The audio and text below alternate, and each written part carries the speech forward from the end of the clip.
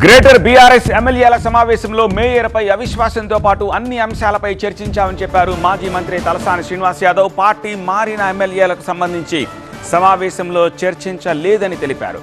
ఇళ్లు రేషన్ కార్డులు ఇస్తామంటే తాము అడ్డుకోబోమని, కానీ అర్హులైన అందరికీ పథకాలు దక్కాలి అన్నారు. కాంగ్రెస్ గీత దాటితే మేం కూడా దాటుతామన్నారు తలసాని. చాలా అంశాలు మాట్లాడినాం. ఇప్పుడు ఇందిరమ్మ ఇండ్లు ఇస్తామని చెప్పారు, రేషన్ కార్డులు ఇస్తామన్నారు. ప్రజల ఫీలింగ్ ఏమున్నది, అప్లికేషన్లు ఎన్ని వచ్చాయి, అవన్నీ రకరకాల అంశాల విషయంలో మాట్లాడడం జరిగింది. డెఫినెట్గా చూస్తాం. ఇప్పుడు గవర్నమెంట్ మంచి కార్యక్రమాలు చేసినప్పుడు డెఫినెట్గా సపోర్ట్ చేస్తాం. బట్ ప్రజలకు ఇచ్చినటువంటి వాగ్దానాలు కావచ్చు, వాళ్ళకి ఇచ్చిన హామీల విషయంలో వాళ్ళు గీత దాటితే మేము కూడా గీత దాటవలసినటువంటి అవసరం ఉంటుంది. కాబట్టి అన్ని అంశాలు కూడా చర్చలు జరిగినాయి.